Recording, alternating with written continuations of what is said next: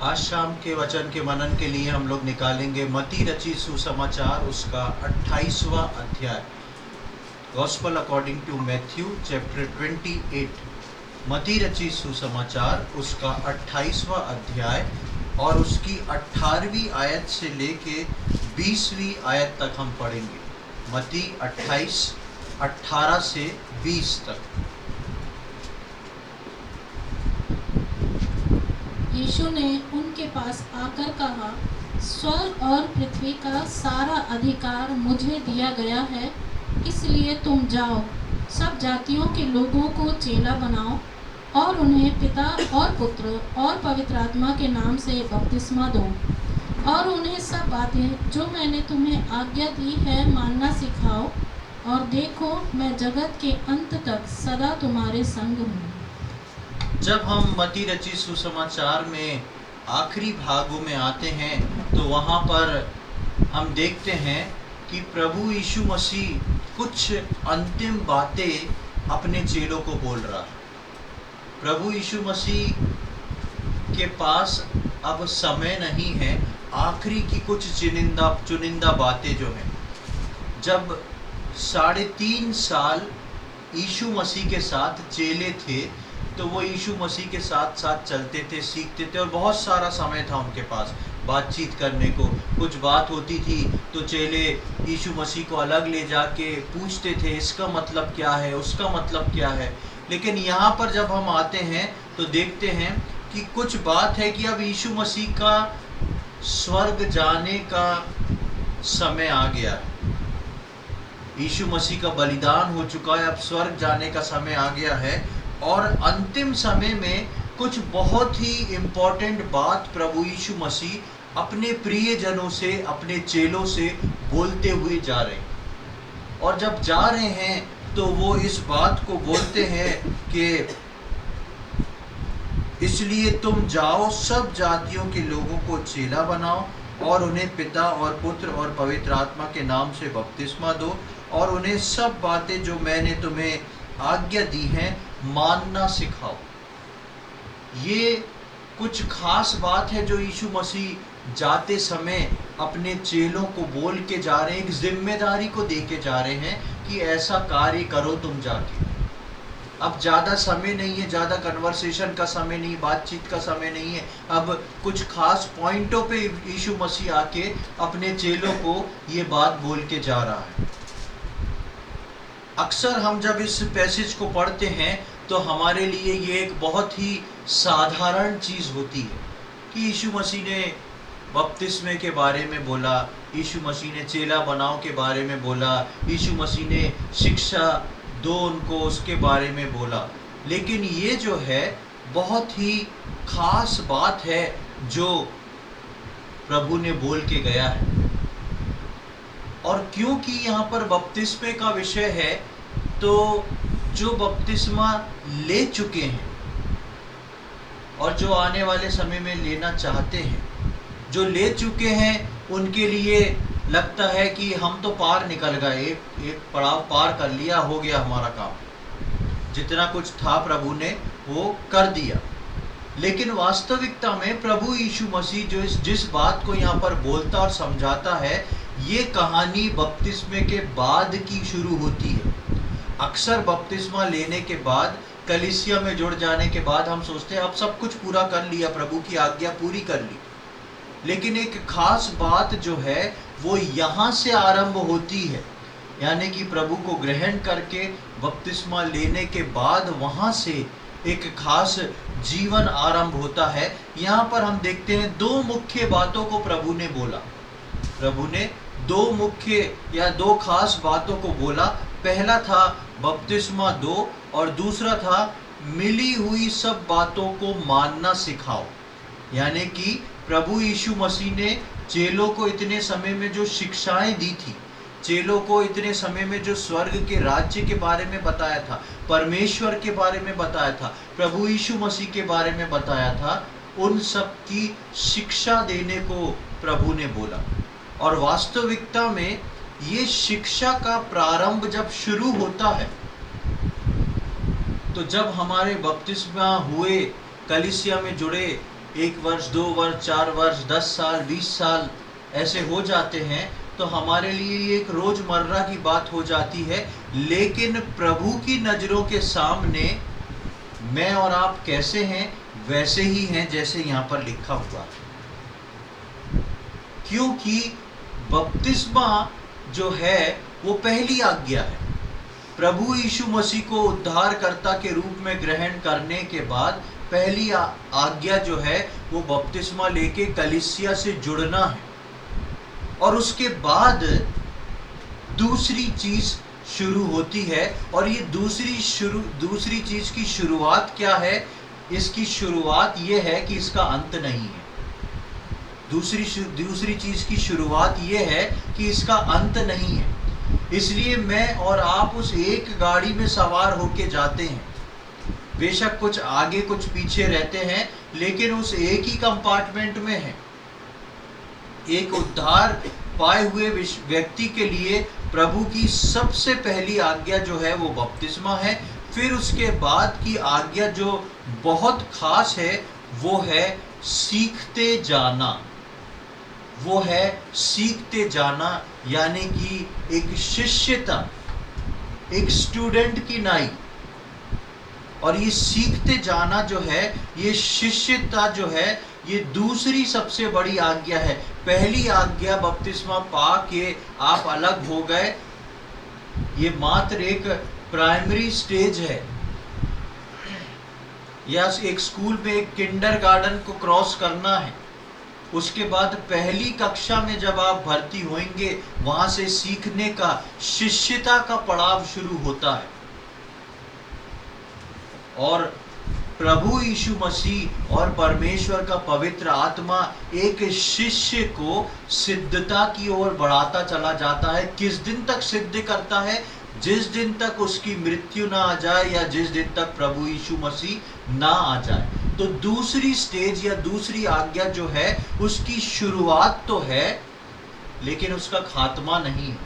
और ये दूसरी बात जो है वो बहुत ही गंभीर और बहुत ही इंपॉर्टेंट है, वो है शिष्यता। इसमें से कोई भी चूक नहीं सकता, कोई भी बच नहीं सकता कि मेरा तो उद्धार पाए हुए बहुत समय हो गया, बपतिस्मा लिए हुए बहुत समय हो गया है, प्रभु भोज में से भाग लिए हुए बहुत समय हो गया। नहीं, ये शिष्यता वो है कि हर दिन आपको एक शिष्य बनाता है, हर दिन आपको एक स्टूडेंट बनाता है, कि आपको पवित्र आत्मा और परमेश्वर और कलीसिया किस बात को सिखाता है।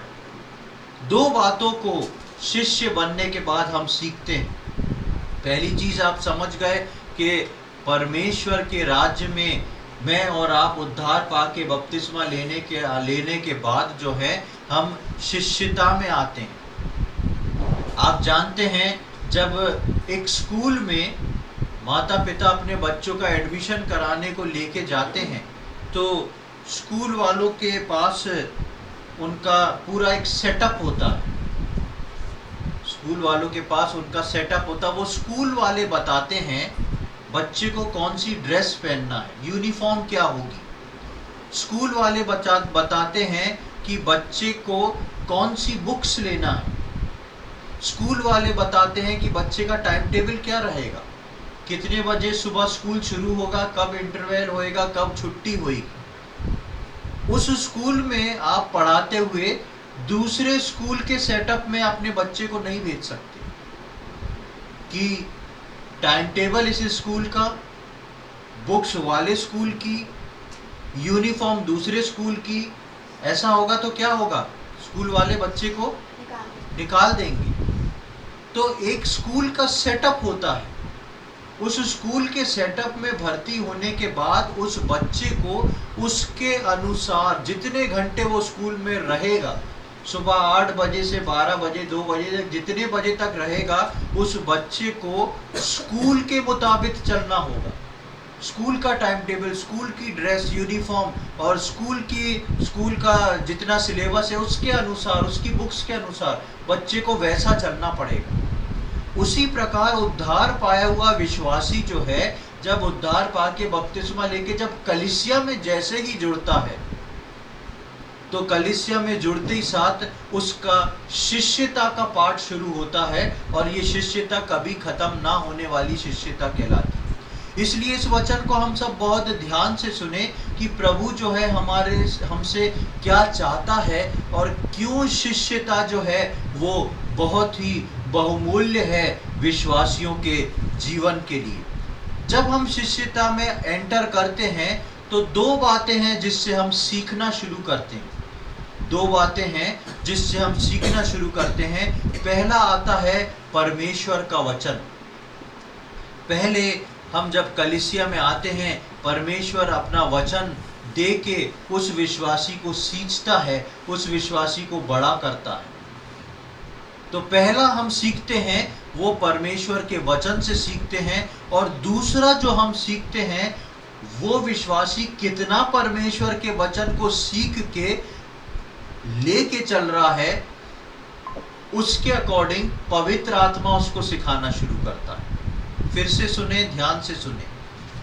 दो बातों को हम सीखते हैं, दो बातों से हम सीखते हैं। पहला परमेश्वर का वचन, और दूसरा जो व्यक्ति पहली शर्त को पूरी करते हैं, परमेश्वर के वचन को सीखते और अपने अंदर रख के लेके चलते हैं, उनसे पवित्र आत्मा बात करना शुरू करता है।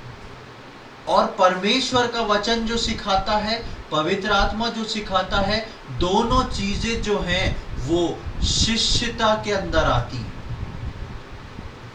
क्योंकि ये व्यक्ति जो है, ये व्यक्तित्व जो है वो प्रभु में सीखना शुरू करता है। इन दो बातों से, परमेश्वर के वचन से और पवित्र आत्मा के द्वारा एक शिष्य की बढ़ोतरी होती है, और इन दोनों को सीखना और मानते हुए चलना ही शिष्यता है। इन दोनों को सीखना, समझना और मानते हुए चलना ही शिष्यता है। फिर से मैं याद दिला दूं, हम शिष्यता के बारे में सीख रहे हैं। उद्धार पाके बपतिस्मा लेना पहली आज्ञा है। जैसे ही पहली आज्ञा को एक विश्वासी पूरा करता है, हम शिष्यता के ग्रुप में आ जाते हैं, और शिष्यता का ग्रुप जो है वो शुरू तो होता है पर खत्म नहीं होता। जीवन भर मुझको और आपको शिष्य बन के चलना रहता है, जीवन भर मुझको और आपको सीखना रहता है। और जो इन दोनों बातों को, वचन के सीखने को और पवित्र आत्मा के सिखाए जाने को पूरा करता है, वो उस शिष्यता को पूरा करता है। और ऐसे व्यक्ति के लिए लिखा है कि आखिरी में 20वीं आयत में लिखा था जो हमने पढ़ा, यीशु मसीह बोलता है, और देखो जगत के अंत तक मैं सदा तुम्हारे संग हूँ। और देखो जगत के अंत तक मैं सदा तुम्हारे संग हूँ। किसके संग? यहाँ पे प्रभु चेलों के संग है। और ऐसे शिष्य जो बन गए हैं, जो शिष्यता की शर्त को मानते हुए, शिष्यता के भाव को समझते हुए चल रहे हैं कि मुझको परमेश्वर की अधीनता में होके चलना है, वचन से सीखना है, पवित्र आत्मा से सीखना है। वो शिष्यता जो है, उस शिष्य के लिए प्रभु बोलता है, अपने चेलों के लिए प्रभु बोलता है, मैं जगत के अंत तक ऐसे शिष्य के साथ हूँ, मैं जगत के अंत तक ऐसे अपने चेले के साथ हूँ जो इस बात को पूरी करता है। तो यदि आप चाहते हैं कि प्रभु आप अंत तक आपके साथ रहे, आपको पकड़ा रहे, तो याद रखें, कभी भी इस बात के लिए ना सोचें कि मेरा बपतिस्मा हो गया, नया जन्म उद्धार हो गया, अब कुछ नहीं। दरअसल अब तो सच्चा जीवन शुरू हुआ है। ये नए जीवन की एक शुरुआत है, वो है शिष्यता। अब आज शिष्यता के विषय में हम 3 खास बातों को देखने जा रहे हैं, जिससे हम जान पाएंगे कि शिष्यता क्या है और परमेश्वर इसके लिए मुझको और आपको क्या बतलाता है, क्या सिखाना चाहता है। सबसे पहली बात तो मैं फिर से दोहरा दूं, शिष्यता को साधारण ना लें, या ऐसा ना सोचें कि हम सब सीख गए। शिष्यता मरते दम तक या प्रभु यीशु मसीह के आगमन तक मुझको और आपको पूरी करना है और निभाना है। थोड़ा थोड़ा करके वो मुझको और आपको सिद्धता की ओर बढ़ाता है। आज की शाम 3 बातों को हम परमेश्वर के वचन से देखेंगे। पहली बात जो शिष्यता में आती है, शिष्यता की सबसे पहली बात, वो है समर्पण। उद्धार पाके बपतिस्मा लेके जब आप कलीसिया में शामिल हो गए हैं तो सबसे पहली चीज आती है अपने आप का समर्पण, अपने आप को प्रभु को दे देना उसके शिष्य के रूप में। जैसा मैंने उदाहरण के तौर पे बताया, जब स्कूल में एक बच्चे का एडमिशन होता है, वो स्कूल के टाइमिंग के लिए बच्चा अपने आप को स्कूल के लिए दे देता है, वहां पे उसकी कोई मर्जी नहीं चलती। और इस बात को उसके माता पिता भी जानते हैं कि बच्चे को एक बार स्कूल में छोड़ दिया, उसके बाद जब तक उसकी छुट्टी नहीं हुई उस बच्चे को कैसे रहना पड़ेगा, स्कूल के अनुसार रहना पड़ेगा, स्कूल के टाइम टेबल के अनुसार, स्कूल के बुक्स के अनुसार, स्कूल के टीचर्स के अधीनता में रहना पड़ेगा। उसी प्रकार जब हम उद्धार पाके बपतिस्मा लेके कलीसिया में आ गए तो मुझको और आपको इस शिष्यता के अधीन में रह के अपने आप को उस समय तक के लिए समर्पित करना पड़ेगा परमेश्वर को। सबसे पहले हम देखेंगे मत्ती रचित सुसमाचार उसका 16वां अध्याय और उसकी 24 से 26वीं आयत। Gospel according to Matthew chapter 16 verses 24 to 26। तब यीशु ने अपने चेलों से कहा, यदि कोई मेरे पीछे आना चाहे तो अपने आप का इनकार करे और अपना क्रूस उठाए और मेरे पीछे हो ले। क्योंकि जो कोई अपना प्राण बचाना चाहे वह उसे खोएगा, और जो कोई मेरे लिए अपना प्राण खोएगा वह उसे पाएगा। यदि मनुष्य सारे जगत को प्राप्त करे और अपने प्राण की हानि उठाए तो उसे क्या लाभ होगा, या मनुष्य अपने प्राण के बदले क्या देगा। हाँ, यहाँ पर हम सबसे पहले देखते हैं प्रभु बोलता है कि यदि कोई मेरे पीछे आना चाहे। जिस दिन हम उद्धार पाते हैं, पापों की क्षमा पाते हैं और बपतिस्मा लेते हैं, ये उस व्यक्ति को दिखाता है जो व्यक्ति प्रभु के पीछे आना चाहता है। प्रभु यीशु मसीह को उद्धारकर्ता के रूप में ग्रहण जब करता है एक व्यक्ति, तो अपने जीवन को प्रभु के हाथ में सौंप देता है। और बपतिस्मा लेना उसका इस आज्ञा को पूरा करके इस बात का प्रतीक रहता है, इस बात का सबूत रहता है कि वो प्रभु के पीछे अब चलना चाहता है। वो पीछे लौटेगा नहीं, प्रभु के पीछे चलेगा। ऐसे निर्णय लेने वाले को, ऐसे बपतिस्मा लेने वाले को, ऐसे प्रभु के पीछे चलने वाले को प्रभु बोलता है जो कोई मेरे पीछे आना चाहे, यानी कि जो कोई शिष्यता के पाठ में अपना कदम बढ़ाना चाहे, जो कोई मुझको जान के समझ के उद्धार पाके बपतिस्मा लेके जो कोई मेरे पीछे आएगा, उसके लिए सबसे पहली शर्त है तो क्या करना है, उसको अपने आप का इनकार करें। सबसे पहली शर्त जो है शिष्यता की है वो है अपने आप का इनकार, अपने आप को अलग करना कि जब मैं शिष्यता के अंदर हूं अब मैं अपना कुछ नहीं कर सकता। जिस प्रकार स्कूल में जब बच्चे जाते हैं, जितने पीरियड, जितने टाइम के लिए बच्चे स्कूल में रहेंगे वो अपना कुछ नहीं कर सकते, उनको उस टाइम टेबल के अनुसार चलना है। उसी प्रकार प्रभु यीशु मसीह बोलता है जो कोई मेरे पीछे आना चाहे, जो कोई शिष्य बनना चाहे, उसके लिए सर्वप्रथम चीज जो है वो ये है अपने आप का इनकार करना।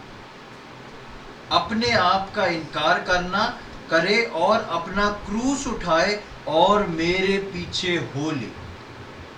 अपने आप का इनकार करके अपना क्रूस यानी कि अपनी मृत्यु के आखिर तक मैं प्रभु यीशु मसीह के पीछे चलूंगा और मेरा मुझ में कुछ नहीं रहेगा, लेकिन मेरे परमेश्वर का मेरे अंदर सब कुछ रहेगा। अब से मेरे फैसले नहीं होंगे, मेरे परमेश्वर के फैसले मेरे जीवन में पूरे होंगे। अब से मेरी इच्छाएं नहीं होंगी, लेकिन परमेश्वर की इच्छाएं जो हैं वो मेरे जीवन में पूरी होंगी। ये है अपने आप का इनकार करना। अपने आप का इनकार करने का मतलब ये नहीं कि आप अपने मनपसंद खाना ना खाएं, आप अपने मनपसंद कपड़े ना पहने, आप अपनी इच्छा के अनुसार जाना करना ना करें। लेकिन अपनी सब बातों में सर्वप्रथम स्थान प्रभु को देना कि मैं जो करने जा रहा हूं उससे मेरा मसीह प्रसन्न है कि नहीं, ये उसकी आज्ञाकारिता में आता है कि नहीं, उसके अनुसार मैं अपने जीवन का हर कदम उठा रहा हूं कि नहीं। इसलिए लिखा है, जो कोई, जबरदस्ती किसी को नहीं है, जो कोई मेरे पीछे आना चाहे, उस पीछे आने की सबसे बड़ी शर्त यही है कि अपने आप का इनकार करे और अपना क्रूस उठा के मेरे पीछे वो चले। और हम आगे पढ़ते हैं, क्योंकि जो कोई अपना प्राण बचाना चाहे वो उसे खोएगा, और जो कोई मेरे लिए अपना प्राण खोएगा वो उसे पाएगा। दुनिया जो है हमेशा विपरीत चीज विश्वासियों को दिखाती है। दुनिया मुझको और आपको जिस चीज में हमारा जीवन दिखाती है, वास्तविकता में हमारा जीवन जो है वो उसमें होता नहीं। वास्तविकता में जीवन वैसा होता नहीं। और जब हम उस मुकाम पर पहुंचते हैं तब हमको पता पड़ता है कि जैसा हमने सोचा था वैसा जीवन तो है ही नहीं। जिस चीज के पीछे हम भाग रहे थे उस चीज को पा लेने के बाद हमको लगता है कि ये जिसके पीछे मैं भागा था वैसा जीवन है नहीं। और शैतान जो है मुझको और आपको इसलिए गफलत में डालता। हम सोचते हैं हम अपने प्राण को बचा रहे हैं, हम अपने जीवन को बचाने के लिए, अपने जीवन को बेहतर और अच्छा बनाने के लिए कुछ कर रहे हैं, लेकिन उसके बाद हमको पता पड़ता है कि जैसा सोचा था वैसा है नहीं। इसी बात को प्रभु बोलता है, इसलिए पहले से जब तुम शिष्यता में आ रहे हो तो इस बात को पहले से समझ लो कि अपने आप का इनकार करके उन बातों को लेके चलो जिनको मैंने तुम्हारे लिए चुना है, तो तुम कभी भी निराश नहीं होगे। आज से कई वर्ष पहले, मैं इस उदाहरण को पहले भी आप लोग को बता चुका हूं, कई वर्ष पहले नोएडा में एक परिवार, एक हस्बैंड वाइफ, न्यूली वेडेड, दोनों इंजीनियर, दोनों ने बहुत पढ़ाई करी और दोनों को नोएडा में एक अलग अलग फॉरेन की कंपनी में जॉब मिली। दोनों जो थे जॉब कर रहे थे, दोनों की शिफ्ट ड्यूटी थी, दोनों का शिफ्टिंग टाइम, एक का दिन तो एक का रात। और दोनों ने बहुत ऊंची पोजीशन पे गए, मेहनत कर करके बहुत ऊंची पोजीशन हुई। दोनों के पास अपना घर हो गया, दोनों ने अपनी अपनी पर्सनल कार खरीद ली, बहुत अच्छा जीवन चलने लगा। और एक रात उनके घर में दोनों ने एक साथ सुसाइड कर लिया। और उनने अपने सुसाइड नोट में लिखा कि हमने जीवन को जैसा सोचा था कि इसको ऊंचा और ऊंचा बनाएंगे और पैसे की कोई कमी नहीं होगी, और वास्तव में आज हमारा जीवन बहुत ऊंचा है, पैसे की कोई कमी नहीं है, लेकिन उसके बाद भी हमने इस मुकाम पर पहुंच के देख लिया कि जीवन जो है वो कुछ नहीं है। जीवन जो है कुछ नहीं है। दोनों के पास सब कुछ था, लेकिन मन की शांति और चैन जा चुका था। उसके लिए उनको बेहतर ये चुनाव लगा कि वो सुसाइड कर ले। प्रियो, ये होता है जब सांसारिकता में हम संसार को चुनते हैं। इसलिए यीशु मसीह बोलता है, जो कोई शिष्यता में आके अपने आप का इनकार करके अपना क्रूस उठा के मेरे पीछे चलेगा, वो वास्तव में उसको वास्तव में उसका प्राण बचा लेगा। और जो संसार दिखाता उसके पीछे हम भागेंगे तो हम कभी भी अपने प्राण को बचा नहीं पाएंगे। हमको पता भी नहीं पड़ेगा हम किस ओर चलते चले जा रहे हैं। शिष्यता का सबसे पहला नियम अपने आप का इनकार करना, अपने आपे में आ जाना, अपने आप को समझ लेना कि मैं अब से मैं नहीं हूं, लेकिन यीशु मसीह का शिष्य हूं और उसके सिखाए हुए मुझको चलना है। तब मैं और आप अपने जीवन को बना सकते हैं। ये पहला नियम जो है वो है शिष्यता का, वो है अपना समर्पण करना। आत्मा, प्राण, देह तीनों का समर्पण अपने प्रभु के सम्मुख करना, और मुझ में मेरा मैं नहीं वरन प्रभु का आप और प्रभु जो है वो मेरे जीवन के अंदर पूरी तरह आ जाए। मेरे अंदर का मुझ में मैं ना रहे, लेकिन मेरे अंदर प्रभु का आप आ जाए, तब वो मेरे और आपके जीवन को बनाता है और एक शिष्य की नाई सिखाता है। दूसरी बात शिष्यता के उसमें आती है, वो हम पढ़ेंगे प्रेरितों के कार्य उसका 2 अध्याय।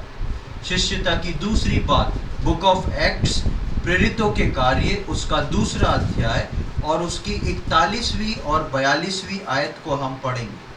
Book of acts chapter 2 versus 41 and 42। अतः जिन्होंने उसका वचन ग्रहण किया उन्होंने बपतिस्मा लिया, और उसी दिन 3000 मनुष्यों के लगभग उनमें मिल गए, और वे प्रेरितों से शिक्षा पाने और संगति रखने और रोटी तोड़ने और प्रार्थना करने में लौलीन रहे। यहाँ पर हम शिष्यता का दूसरा नियम देखते हैं। इसको हम कलीसिया के विषय में भी पहले कुछ साल पहले सुन चुके हैं। शिष्यता का पहला नियम समर्पण, दूसरा नियम शिष्यता का जो आता है वो है कलीसिया के 4 खंबे या कलीसिया की 4 बातें। क्या लिखा है? अतः जिन्होंने उसका वचन ग्रहण किया उन्होंने बपतिस्मा लिया, यानी कि उद्धारकर्ता के रूप में ग्रहण किया, बपतिस्मा ले लिया। अब जो है वो शिष्य बन के कहाँ पहुँच गए हैं? कलीसिया में पहुँच गए हैं। और इसलिए लिखा है, और उसी दिन 3000 मनुष्यों ने के लगभग उसमें मिल गए। किस में मिल गए? कलीसिया में मिल गए। यानी कि इन 3000 लोगों का शिष्यता का जीवन वहां से शुरू हो गया। जैसे ही 3000 लोगों का कलीसियाई जीवन शुरू हुआ, वहां पे 4 बातें लिखी है। वे प्रेरितों से शिक्षा पाने, संगति रखने और रोटी तोड़ने और प्रार्थना करने में लवलीन रहे। ये शिष्यता का दूसरा खास चरण है, और इसमें से कोई भी चीज को एक शिष्य बन के हम अलग नहीं कर सकते। शिष्यता का दूसरा खास नियम, यदि आपका समर्पण पूरा होएगा तो आप अपने आप इसमें मिल जाएंगे। यहाँ पर लिखा है लगभग 3000 लोग उसमें मिल गए। जरूरी नहीं है कि उद्धार पाने के बाद, बपतिस्मा लेने के बाद आप कलीसिया में आ गए तो आप कलीसिया से मिल गए।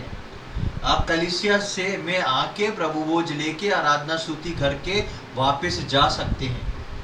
मिलता कलीसिया से वही विश्वासी है जो शिष्यता के पहले पॉइंट को पूरा कर चुका होता है, यानी कि वो वास्तविकता में अपने आपे में आ जाता है, अपने आप को हटा देता है, यीशु मसीह को ले लेता है, यीशु मसीह को अपने अंदर ले लेता है। तभी ऐसा व्यक्ति जो शिष्यता के पहले पार्ट को पूरा कर चुका होता है, तब वो कलीसिया में मिल सकता है, मर्ज हो सकता है। अन्यथा वो कलीसिया में एक विजिटिंग फैकल्टी के समान होएगा। चाहे वो हर संडे हर थर्सडे आता हो, आना है, वचन सुना है, प्रभु बोध से भाग लिया जाना है, ऐसा परमेश्वर नहीं चाहता। शिष्यता का दूसरा चरण पहला चरण पूरा करने के बाद ही आता है, और इस चरण में 4 बातों को हम देखते हैं। सबसे पहली चीज है शिक्षा पाना।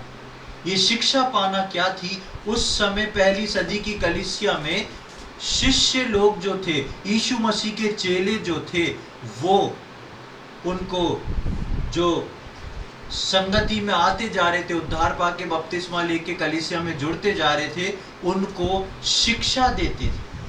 शिक्षा कहाँ से देते थे? उस समय नया नियम नहीं था, पुराने नियम की किताबों से, और प्रभु यीशु मसीह ने क्या क्या कार्य किए हैं, उनके साथ 3.5 साल रह के प्रभु यीशु मसीह ने किस गवाही को रखा है, उस बात को लेके चेलों, उस बात को लेके वो उन नए चेलों को या उन शिष्यों को सिखाते थे।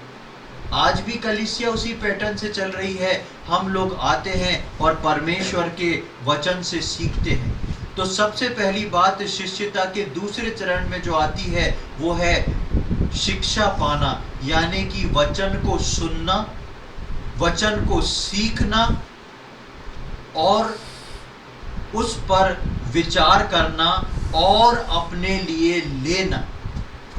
वचन को सुनना, वचन को सीखना, वचन पे विचार करना और वचन को अपने लिए लेना। हम वचन को सुनते हैं, सीखते हैं, हो सकता है घर जाके या बाद में कभी थोड़ा बहुत विचार भी करते हो, लेकिन वचन को अपने लिए लेना ये हम अक्सर नहीं कर पाते। हम वचन को हमेशा किसके लिए लेते हैं? दूसरों के लिए लेते हैं। उसी वचन में हो सकता है मेरे लिए कोई लाइन हो, वो मुझको शैतान देखने नहीं देता। हमको वचन दूसरों के लिए स्पष्ट दिख जाता है कि देखो वचन में ऐसा ऐसा लिखा है, आज वचन का ऐसे ऐसे प्रचार किया गया है और ये व्यक्ति के अंदर इसकी जरूरत है।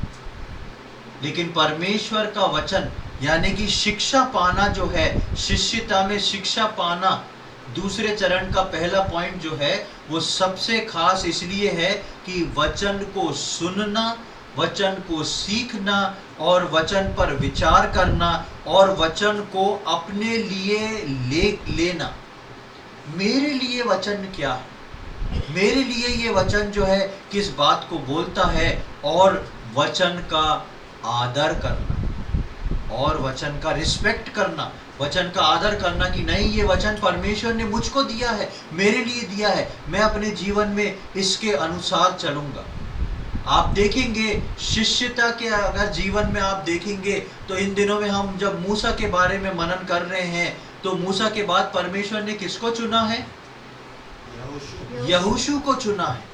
मूसा के बाद परमेश्वर ने यहोशू को चुना है और यहोशू को चुनने का सबसे बड़ा गुण क्या था कि यहोशू में शिष्यता थी मूसा की। यहोशू जो था वो मूसा के साथ साथ चलता था और पिछले दिनों में मैंने इस बात को बताया था कि उसकी शिष्यता इतनी मजबूत थी कि मूसा जब मिलाप वाले तंबू से निकल के चला जाता था तो भी यहोशू जो था तंबू में ही पड़ा रहता था, परमेश्वर की उपस्थिति में पड़ा रहता था। इसलिए एक एक बात परमेश्वर की, एक एक बात मूसा की यहोशू सीखता गया और यहोशू ने सिफारिश नहीं लगाई परमेश्वर के लिए, परमेश्वर अब मेरे को आप चुन लीजिए, मैं इतना सब देखता था, मुझे सब मालूम है।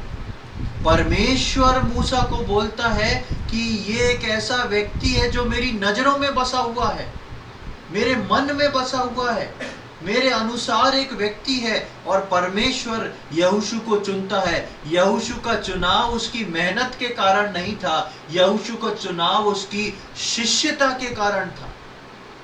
उसने शिष्यता करी मूसा की, ये रिवॉर्ड होता है शिष्य का। आप देखेंगे शिष्यता में एलिया का शिष्य एलीशा था और वो एलिया के साथ साथ चलता था और उसको एलिया की आत्मा का दूना भाग मिला और उसके लिए एलीशा ने सिफारिश नहीं कही थी। परमेश्वर एलिया को उठाए जाने से पहले बोलता है जाके अपनी स्थान पर एलीशा का अभिषेक कर दे तू, क्योंकि एलीशा जो था वो एलिया के अंडर में एक शिष्यता को ले रहा था। प्रियो, मैं और आप अगर प्रभु के अंडर में परमेश्वर की शिष्यता को लेंगे तो मेरा और आपका चुनाव कोई मनुष्य नहीं, परमेश्वर करेगा। मुझको और आपको परमेश्वर चुनेगा। इसलिए वचन की शिक्षा पाना जो है पहले पॉइंट में एक विश्वासी के लिए बहुत जरूरी है। दूसरी बात है संगति रखना, प्रभु से संगति और उसके लोगों के साथ संगति। ये शिष्यता के दूसरे चरण का दूसरा चरण है, परमेश्वर के लोगों के साथ संगति और परमेश्वर के साथ संगति। ये जरूरी नहीं कि मुझको और आपको हर कोई कलीसिया में पसंद आ जाए, लेकिन जरूरी ये है कि परमेश्वर की ये आज्ञा है कि मैं और आप कलीसिया में कलीसियाई लोगों के साथ संगति करें और प्रभु के साथ संगति करें। दोनों के साथ हमारी संगति जो है वो बहुत जरूरी है। आप देखेंगे नए नियम में जब हम पढ़ते हैं कि जब पतरस को बंदी गृह में डाल दिया था तो बहुत सारे लोग एक घर में इकट्ठे थे। संकट एक जगह आया, इकट्ठी कलीसिया थी और लिखा है कलीसिया लौ लगा के प्रार्थना कर रही थी। ये कलीसिया प्रार्थना करने से पहले क्या हुई इकट्ठी हुई, संगति कर रही है इकट्ठी होके। उसी प्रकार हम आगे भी एक जगह देखते हैं कि जब प्रभु यीशु मसीह का बलिदान हो गया, प्रभु यीशु मसीह चले गए, तो चेले जो है एक स्थान पर इकट्ठे हैं जहां पर यीशु मसीह आके उनसे मिलता है। चेलों का एक स्थान पे संगति करना यीशु मसीह को उनके पास ले आया। चेलों का एक साथ एक स्थान पे संगति करना, इकट्ठे होना, यीशु मसीह की उपस्थिति को वहां ले आया। और यीशु मसीह वहां आकर बोलता है तुमको शांति मिले। प्रियो, मेरा और आपका संगति करना केवल अपना हालचाल जानना नहीं है, एक दूसरे से संगति करना, एक दूसरे से बात करना जो है यीशु मसीह की उपस्थिति को वहां पर लाता है। इसलिए नए नियम की कलीसिया को शिष्य बनने के लिए शिष्यता के रूल में ये लिखा गया कि संगति करना, क्योंकि जहां तुम संगति करोगे वहां यीशु मसीह की उपस्थिति हो जाएगी। जहां विश्वासी 2 या 3 मिलकर उपस्थित होंगे वहां पे प्रभु उपस्थित हो जाएगा और अपनी शांति से तुमको भर देगा। और उसके आगे हम देखते हैं तीसरा चरण जो है वो है रोटी तोड़ना।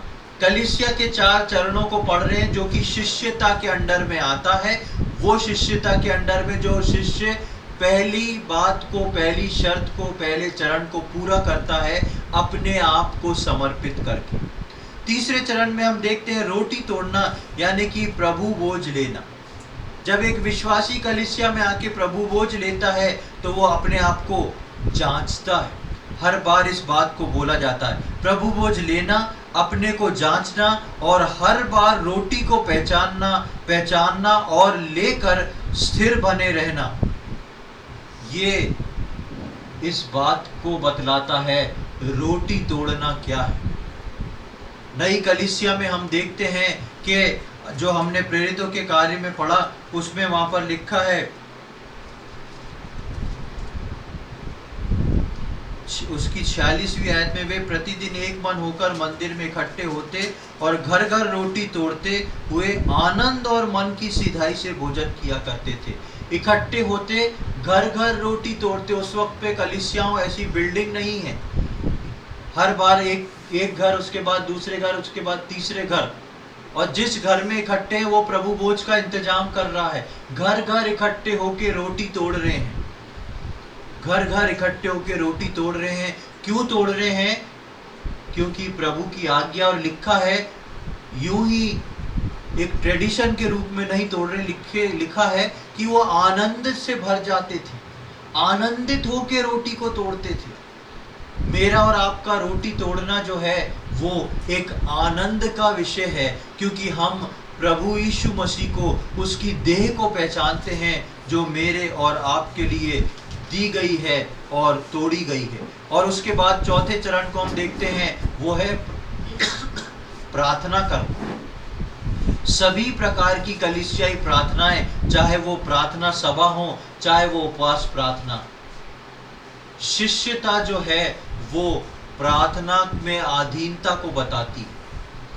प्रभु के शिष्य जो प्रभु बोलता है सिखाने को, वो प्रार्थना को लेके आती है।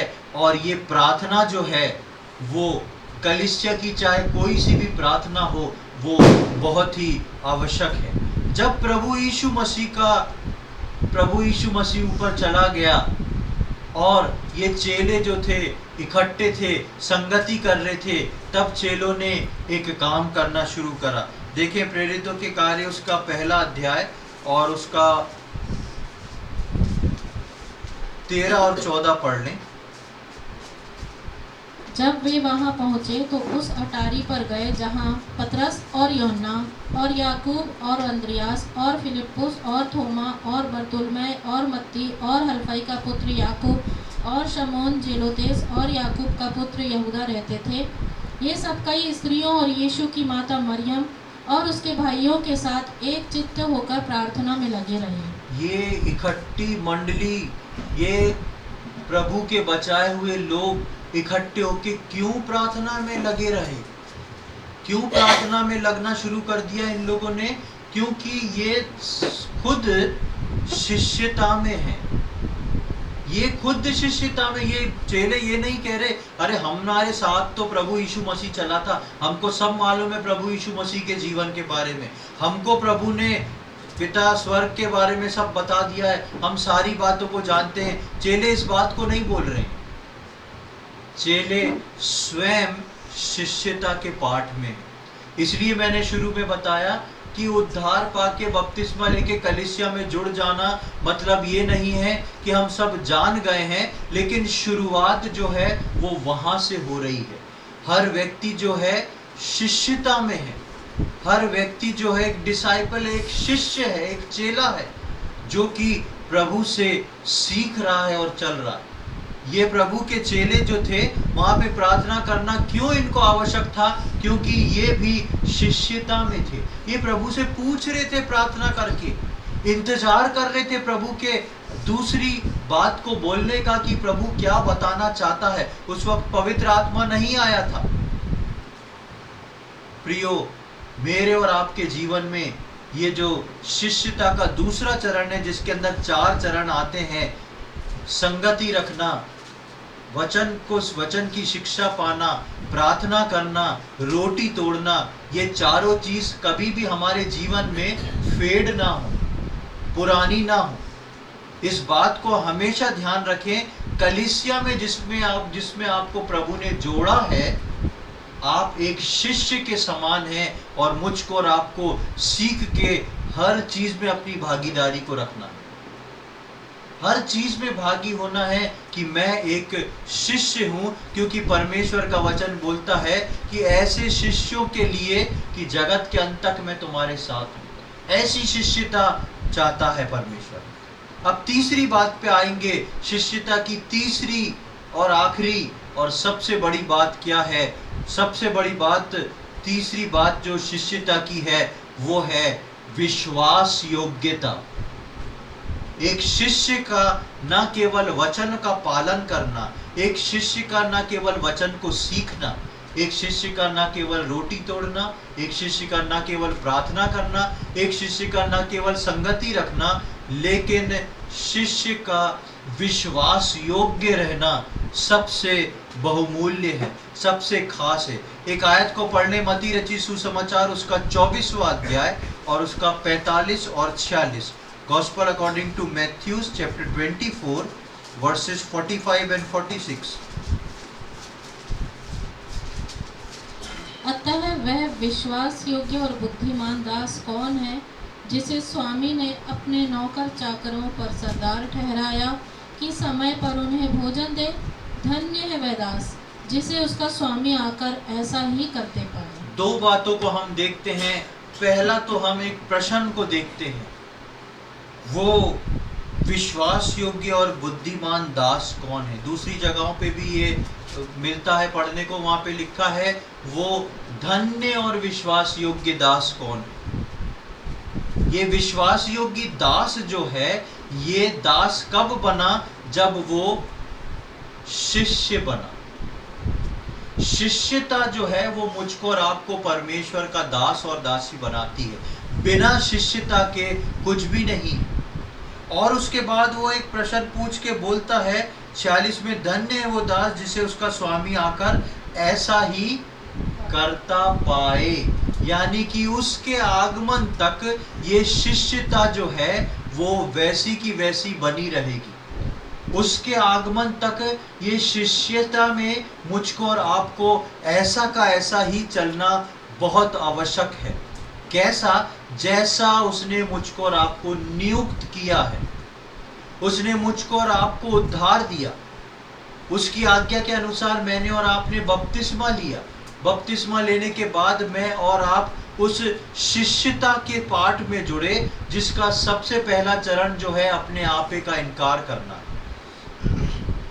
शिष्यता अपने आप का इनकार करके प्रभु को अपना प्रभु मान के अपने सारे निर्णय उस पे छोड़ना, संसार को अपने जीवन को बनाने को नहीं देना, प्रभु को अपने जीवन को बनाने को उसके हाथ में अपने आप को सौंपना। और उसके बाद हमने देखा वचन सीखना, शिक्षा पाना, वचन से शिक्षा पाना, संगति रखना, रोटी तोड़ना, प्रार्थना करना, ये उसका दूसरा चरण। और तीसरा चरण जो है वो है विश्वास योग्यता।